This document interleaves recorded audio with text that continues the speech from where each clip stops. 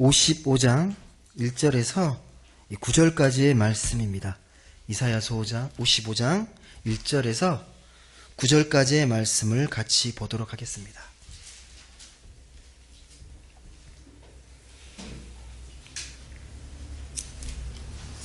이사야 55장 1절에서 9절 말씀을 한 절씩 교독해 읽도록 하겠습니다. 제가 먼저 1절 말씀을 읽겠습니다. 오호라 너희 모든 목마른 자들아 물로 나오라. 돈 없는 자도 오라.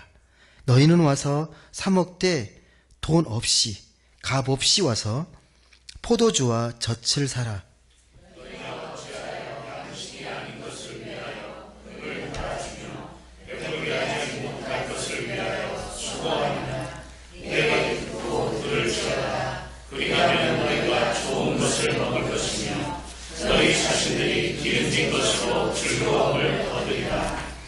너희는 귀를 기울이고 내게로 나와 들으라.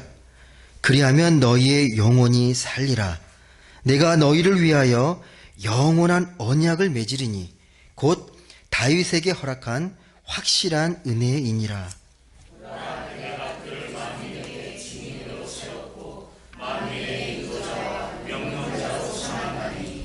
보라, 내가 알지 못하는 나라를 내가 부를 것이며 너를 알지 못하는 나라가 내게로 달려올 것은 여호와 내 하나님 곧 이스라엘의 거룩하신 이로 말미암음이니라. 이는 그가 너를 영화롭게 하였느니라.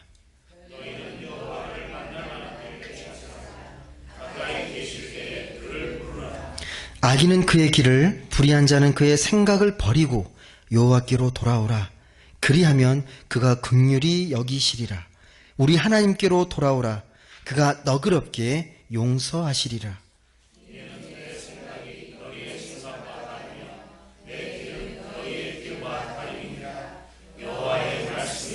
9절 같이 읽겠습니다. 이는 하늘이 땅보다 높음같이 내 길은 너의 길보다 높으며 내 생각은 너의 생각보다 높음이니라.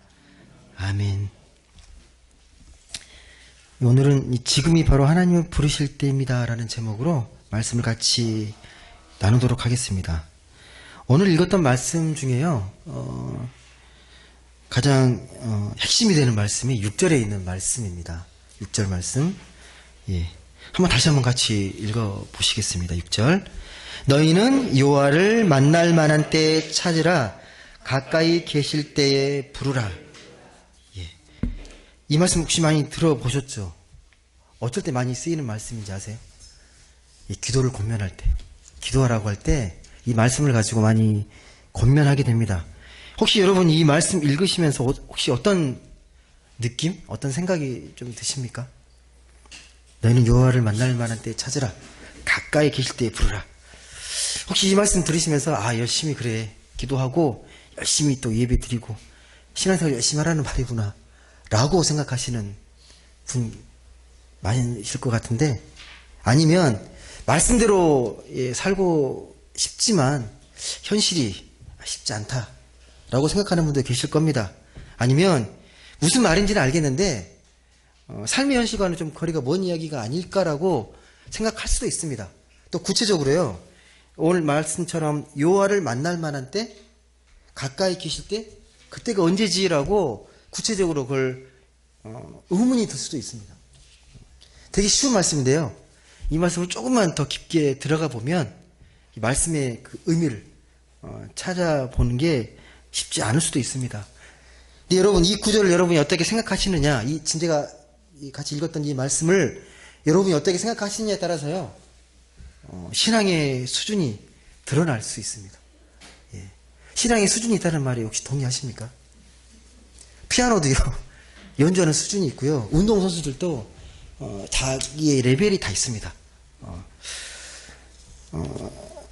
오늘 말씀을 제대로 이해하려면, 그래서요 이 말씀이 어떤 맥락에서 나와 있는지를 좀 이해하시면 이 말의 의미를 더 깊이, 더 입체적으로 이해할 수 있게 될 것입니다.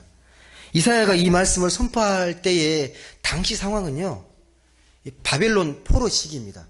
나라가 다 망하고 포로로 잡혀갔던 한 몇십 년 지난 시기에 이 말씀이 선포가 되었습니다. 전에도 말씀드렸는데요. 나라가 망하기 전까지는 그래도 이 유대 이스라엘 백성들은요, 하나님의 자녀라는 자부심이 있었습니다. 선민이라는 그런 생각을 갖고 있었습니다. 특별히 자신들을 하나님께서 지켜주신다라는 그 믿음이 그래도 가늘게 이어지고 있었습니다. 근데 날벼락처럼 나라가 망했습니다. 예루살렘에 있던 성전도 다 무너지고 영원할 것 같았던 이 다윗 왕궁도 처참하게 무너졌습니다. 그리고 이 유대를 이끌어갔던 지도자들이 다 포로로 끌려갑니다. 그 폐허가 된 땅에 힘없고 연약한 아무런 힘도 없는 그런 백성들만 남아서 이 바벨론의 관리를 받습니다. 그런 처지입니다. 그 처지에서 이사야가 이 말씀을 선포합니다. 너희는 여호와를 만날 만할 때에 찾으라. 가까이 계실 때에 그를 부르라. 그렇게 말을 합니다. 여러분, 나라가 망해본 경험은 우리는 없잖아요. 우리 선조들이 있었지만 우리는 없습니다. 근데 그 경험이 어떤 충격인지는 잘 모를 겁니다. 내가 하나님 백성인데 나라가 망했다?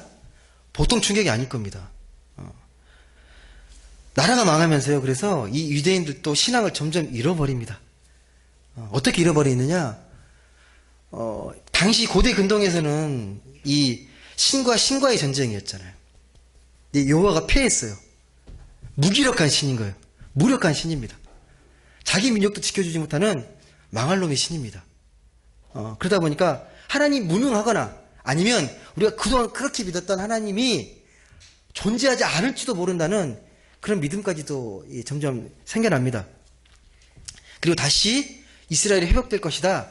아예 그런 생각을 접습니다. 몇몇, 오늘 말씀에 이사야 선지자를 비롯해서 몇몇만 끝까지 여호와의 신앙을 붙드는 거죠. 아니라고. 하나님 살아계신다고. 하지만 대다수의 이스라엘 백성들은 신앙을 포기하고 냉소적으로 바뀌어갑니다. 그 상황이에요. 그 상황이 이사야가 아무도 듣지 않는데 이 말씀을 선포합니다. 여호와를 부르라. 찾으라. 가까이 계실 때 그를 찾아라. 근데 여러분, 이건 그 당시뿐만 아니라요, 지금도 마찬가지입니다. 여러분, 비슷한 상황에 처하게 되면요, 이런 실존적인 상황에 처하게 되면요, 우리도 비슷하게 느낍니다. 하나님이 도와주시지 않는 것 같고 힘든데 아무런 소리가 들리지 않으면 하나님 살아계신 거 맞아라고 우리는 반문합니다. 아무리 교회 열심히 나오고 신앙생활 하는데 별 볼이 없는 것 같고 하나님의 경험은 자꾸만 사라지는 것 같을 때 똑같은 반응을 보일 수 있습니다. 유대인들처럼요. 마음이 냉랭해지고 급기야는 신앙을 다 내려놓게 되는 경우가 있다라는 겁니다. 한편으로 이제 이 바벨론 포로 시기에 바벨론 포로로 끌려갔던 많은 이 지식인들, 지도자들이 바벨론에 끌려가서 가보니까 너무 이 바벨론 문명이 찬란한 거예요. 정치, 경제, 문화, 사회가 너무 이게 번쩍번쩍합니다. 훨씬 세련돼 보이고 힘있어 보이고 능력 있어 보입니다. 점점점 많이 기우는 거죠. 여호와 신앙이 아니었어. 바벨론을 믿었어야 되는데 라는 생각들이 눈앞에 현혹되어져서 그렇게 생각하게 됩니다. 근데 그렇게 생각되는 게 어떻게 보면 이해가 되는 게요, 당시는 바벨론 세상이었고 고대 근동이 패권을 쥐었던 세력이 바벨론이었잖아요. 그 문명을 보고 이 마음이 빼앗겼다라는 거죠. 지금의 미국처럼 생각하면 될 것 같아요.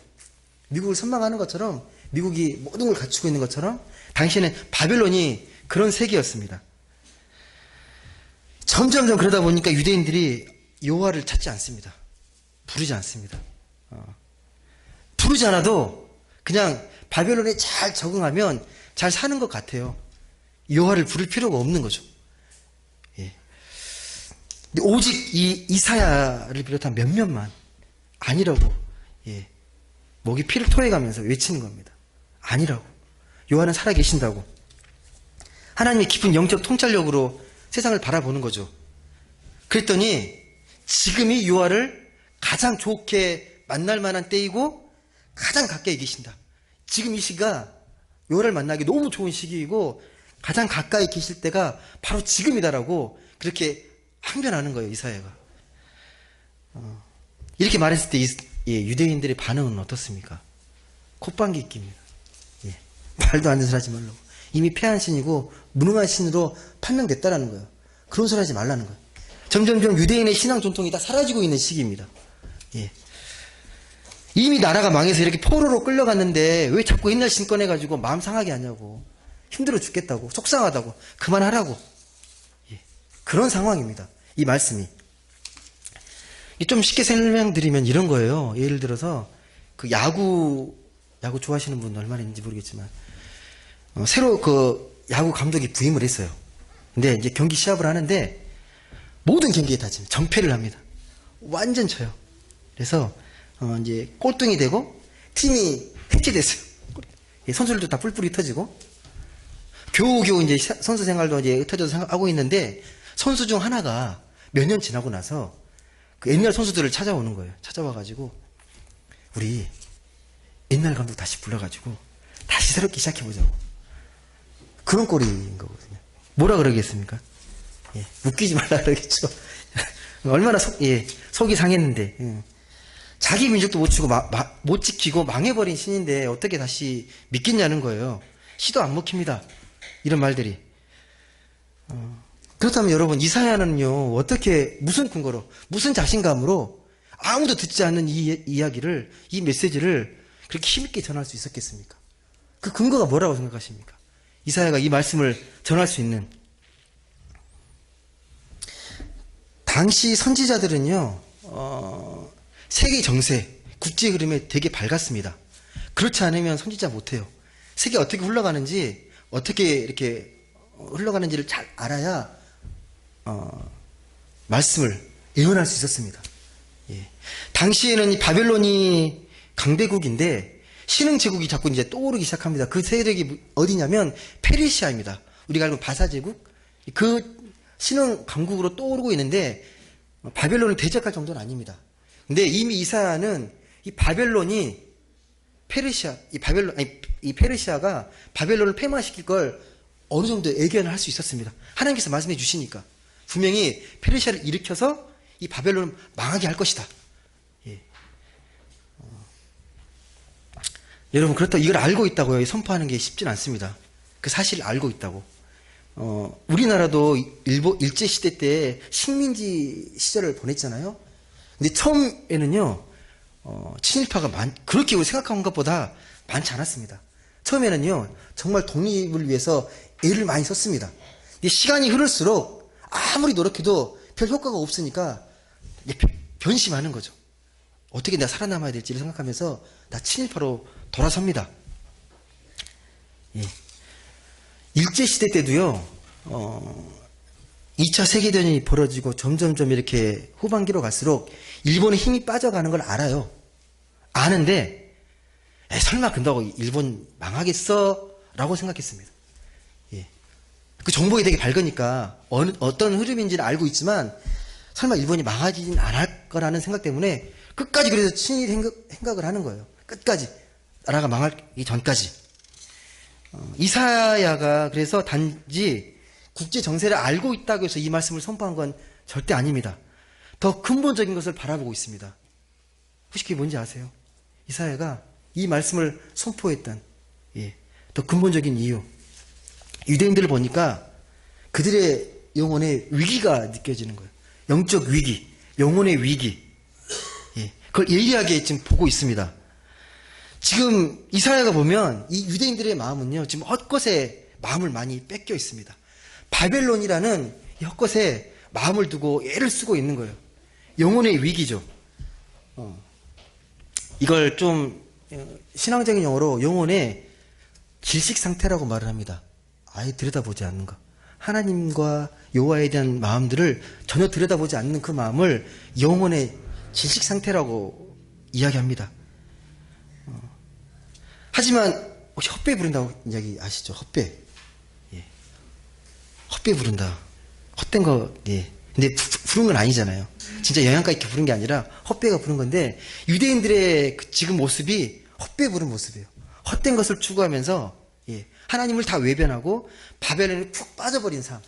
이 영혼의 영적 위기라는 겁니다. 그래서 2절에 이렇게 표현됩니다. 이사야 55장 2절 말씀.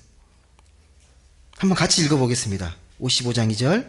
너희가 어찌하여 양식이 아닌 것을 위하여 은을 달아주며 배부르게 하지 못할 것을 위하여 수고하느냐. 내게 듣고 들을지어다. 그리하면 너희가 좋은 것을 먹을 것이며 너희 자신들이 기름진 것으로 즐거움을 얻으리라. 니네들이 먹고 있는 게 헛걸 먹고 있다는 거예요. 예. 양식 아닌 것을 위해 은을 달아주고 있고 배부르지게 하지 못할 것을 위해 지금 열심히 수고하고 있다는 거예요. 영혼의 위기라는 겁니다. 예. 그러다 보니까 하나님 말씀에 기도 기울이지 않고 필요성도 전혀 못 느낍니다. 예. 오늘날도 비슷할걸요. 별 차이 없다고 저는 생각합니다. 예. 물질로 상징되는 이 바벨론, 돈의 힘으로 상징되는 이 바벨론에 빠져 있으면요, 하나님이 잘 안 보입니다. 보이기 쉽지 않습니다. 예. 한마디로 영혼이 잠든 모습입니다. 예. 아마도 세월이 많이 흘러가지고요, 우리 후손들이 지금 우리 시대의 신앙의 모습을 보면서 똑같이 평가할지 몰라요. 아, 이때 모습이 바벨론 시대 유대인들과 똑같은 모습이었구나라고 그렇게 평가를 내릴지도 모릅니다. 예. 돈과 물질의 힘에 빠져있는 모습. 여하튼 당시 유대인들은요, 이 메시지를 별로 좋게 생각하지 않습니다. 마찬가지죠. 참 메시지가 선포되면 싫어하잖아요. 예. 아픈 데를 건드리니까 싫어합니다. 이사야가 너무 극단적이고 이상적인 사람이라고 생각했을지 모릅니다. 다시 말씀드리지만 그 당시에는 이미 신앙의 전통이 사라지고 있고 나라가 망했습니다. 자기 민족을 지키지 못했던 신이 여호와, 야훼 신앙이에요. 근데 다시 돌아오라는 게 말처럼 쉽지 않습니다. 어떻게든 바벨론에 적응해서 살아가는 게 가장 최선이라고 여겨졌던 시대였습니다. 그리고 정말 바벨론에 잘 적응하면 살만하잖아요. 예. 일제 앞잡이로 잘 살았던 것처럼 바벨론에 잘 순응하고요, 거기에 체제에 잘 따라가면 먹고 살만했습니다. 출세하고 안정되게 살 수 있습니다. 여호와 믿는 것보다 훨씬 더 합리적이고 세련돼 보입니다. 그렇게 흘러갑니다. 예. 누가 옳겠습니까? 바벨론 문명을 거부한 이사야입니까? 아니면 거기에 적응해 살려고 했던 유대인들이, 예, 상식적으로 합리적입니까? 예. 여러분, 제가 아무리 이렇게 말씀드려도요, 우리가 매 순간 하나님의 뜻을 잘 깨닫고 분별해서 바르게 판단하는 거 쉽지 않습니다. 예. 예배 드리고 뭐 교회 나와 있을 때는 잘 느끼고 우리가 잘 생활할 것 같은데, 신앙을 잘 유지할 것 같은데요, 예, 한 걸음만 나가시면, 예, 쉽게 휩싸여 갑니다. 그게 우리의 모습, 연약한 모습의 실체입니다. 여러분, 그 증거가 성경에 막 계속 나와요. 그러니까 구약에 보시면 하나님의 말씀을 전했던 예언자들이요, 다 죽었습니다. 예면 받고, 예, 헛소리하지 말라고 다 잡아 죽습니다. 예수님도 마찬가지죠.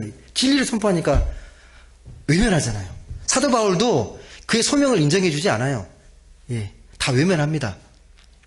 지난 기독교 역사에도 마찬가지입니다. 예, 하나님의 이름으로 벌어졌던 십자군 전쟁, 얼마나 잘못된 판단이었습니까? 예. 마틴 루터에 대한 종교재판도 그랬었고요.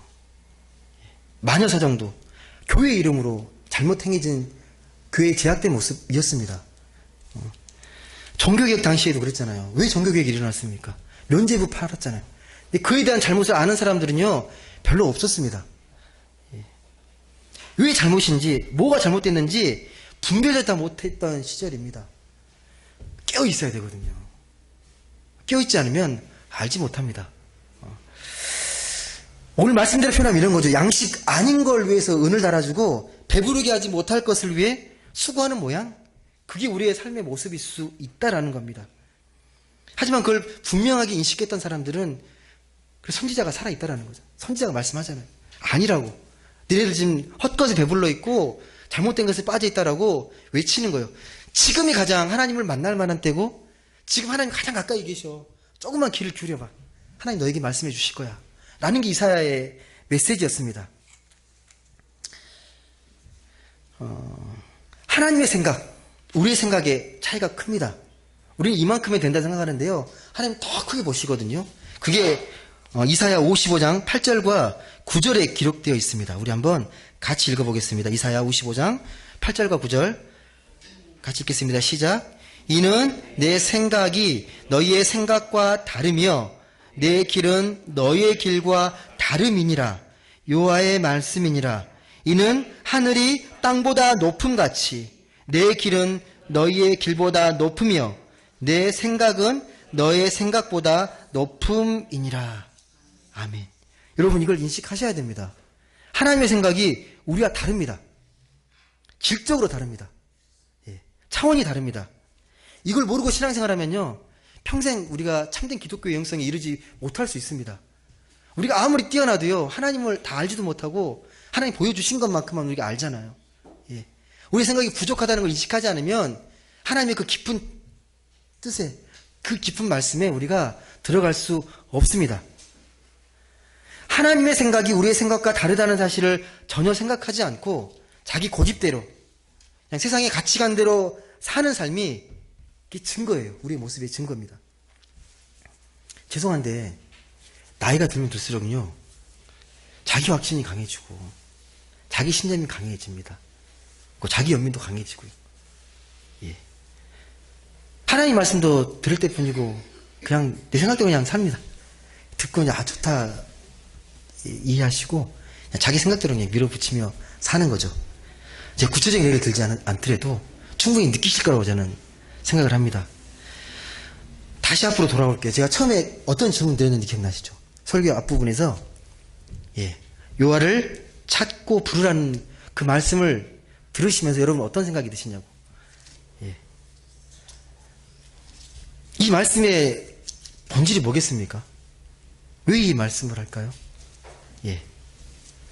어떻게 대답하냐에 따라서 여러분 신앙의 수준이 결렬될 수 있습니다. 이사야가 했던 이 말씀, 그 시대의 상황과 그때의 배경을 들여다보면요 이렇게 정리할 수 있습니다. 우리의 생각, 하나님의 생각이 다른데 그래서 우리가 다른 하나님의 생각이 무엇인지를 좀 깊이 생각해 보라는 거예요. 마음에 담아두라는 거예요. 하나님의 생각이 무엇인지 마음에 담아두고 그냥 상식적으로 세상이 말하는 이야기와 가치관, 이 주류적인 생각에 빠져있지 말라는 겁니다. 거기에 자꾸만 길들여지지 말라는 게 이사야의 말씀입니다. 당시 유대인들에게 말한 건 이거죠. 그러니까 너희들이 자꾸 망각해가는 그 하나님의 신앙을 제발 회복하고 이 바벨론 문명에 치여있지 말아라. 좀 이제 해방되어라. 벗어나라라는 겁니다. 이 두 말이 연결되어 있습니다. 바벨론에 너무 깊이 빠져 있으면 하나님을 향한 신실한 신앙도 잃어버릴 수밖에 없고 바벨론에 깊이 빠져 있으면 단연 하나님을 찾지 않게 되는 게 우리의 모습입니다. 근데 여러분 바벨론을 당시에 포기한다는 건 쉽지 않은 일이에요. 왜 쉽지 않냐면 바벨론 세상이고 바벨론 체제잖아요. 그러니까 바벨론을 벗어나게 되면 모든 걸 포기해야 돼요. 사회 안전망을 다 포기해야 됩니다. 마치 이슬람 국가에서 이슬람 신앙을 포기하게 되면 다 포기하는 거잖아요. 직장도 포기하고 가정도 포기하고 다 버려야 돼요. 그만큼의 위험이 있습니다. 그럼에도 불구하고 생명은 거기 있지 않기 때문에 헛되이 부르지 않으려면 여호와를 찾으라고 이사야는 말씀하고 있습니다. 여호와에 대한 믿음, 참 신앙을 회복하는 게 핵심이라는 겁니다. 여호와에 대한 신앙, 그 믿음을 회복하는 것. 우리 신앙의 우선순위를 좀 다시 한번 정리했으면 좋겠습니다. 여러분 우리가요 여호와를 통한 이 생명의 깊이를 조금만 깊이 깨닫고 알게 되면요 좀 더 자유로워질 수 있습니다. 말씀의 깊이가 부족하면 부족할수록요 세상의 문명에 더 우리가 마음이 쓰이는 게 사실입니다. 그래서 말씀의 깊이가 필요합니다. 말씀을 읽더라도 그냥 피상적으로 읽지 마시고 그 말씀이 나에게 어떤 의미가 있는지 더 깊이 내 말씀에 체화될 수 있도록 묵상하는 훈련이 필요합니다. 그 말씀이 살아 숨쉴 수 있도록 감히 세상의 가치관과 세상의 문명이 나를 현혹하지 못하도록 말씀으로 살아 숨쉬는 게 매우 중요합니다. 우리가 지금 바벨론 포로 시절 사는 유대인들은 아닙니다. 전혀 새로운 상황에 살아가지만 오늘 말씀은 그 어느 때보다 우리에게 필요한 말씀입니다. 어느 때보다 우리는 지금 여호와를 간절히 찾고 불러야 할 때입니다. 그것이 우리가 사는 길이고 그 길이 참 생명의 길이기 때문입니다. 이사야가 했던 오늘 이 말씀은요, 예수님에게 예수 그리스도를 통해서 비로소 성취되었습니다. 우리가 잘 아는 말씀 있죠. 마태복음 11장 28절 말씀. 수고하고 무거운 짐진 자들아 다 내게로 오라. 내가 너희를 쉬게 하리라. 나의 멍에는 쉽고 내 짐은 가벼움이라. 그분이 우리의 모든 짐을 지시고 우리의 모든 고민과 어려움과 아픔과 고통을 다 지시고 십자가에 다 못 박으셨습니다. 그리고 우리에게 참 생명을 허락하셨습니다. 이 사실을 온전히 믿으셔야 합니다. 그래야만 우리가 율법으로부터 또 바벨론의 질서로부터 궁극적으로 이 죽음의 문제로부터 해방될 수 있습니다. 말씀을 맺겠습니다. 여러분, 지금이요, 여호와를 부를 만한 최고의 타이밍입니다. 어렵고 힘든 일 있으십니까? 여호와를 부르십시오. 가장 가까이 여러분 곁에 계십니다. 지금 만약 목마르다면 여호와를 찾을 시기이고 여호와를 꽤 가까이 가야 할 시기입니다. 삶이 곤고하고 영적 허기와 갈증이 있다면 지금이 가장 적기입니다. 지금 여호와를 찾고 부르십시오. 그분의 품에 한번 안겨보십시오. 그러기 위해서 하나님을 진심으로 찾고 부르시면 하나님께서 반드시 우리의 기도에 응답해 주실 겁니다. 무엇보다 주님을 찾고 부르실 때 정직하게 신뢰하십시오. 형식적으로 부르지 마시고요. 정직하고 진실한 마음으로 여호와를 찾고 부르십시오. 그럼 여러분의 영혼이 다시 빛이 나고 회복이 될 것입니다. 그런 은혜가 우리 안에 가득하길 진심으로 소망합니다. 부디 여기 계신 분들은요, 하나님의 그 나를 향한 부르심, 그 영적인 사인에 예민하게 캐치하셔서 그 부르심에 기쁘게 응답하십시오. 그래서 삶의 평안을 더 깊이 가져가고 우리 삶의 모든 영역이 하나님의 축복으로 은혜로워지고 풍성해지는 그런 참 행복을 온전히 누리시기를 주님의 이름으로 간절히 소망합니다. 기도하겠습니다.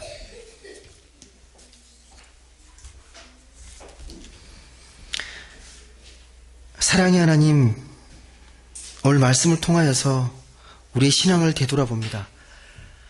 지금이 가장 여호와를 만날 만한 때이고 가장 가까이 계실 때라는 이 말씀을 우리가 깊이 새기길 원합니다. 우리의 연약한 모습, 우리의 어리석은 모습, 하나님을 잘 찾지도 않고 부르지도 않는 우리의 부족한 신앙을 하나님께서 긍휼히 여기사 이사야의 말씀처럼 여호와를 부르짖고 여호와를 찾고 그런 가운데 우리의 영혼이 회복되어지고 우리의 신앙이 또 강건해지는 놀라운 축복을 경험하게 하여 주옵소서.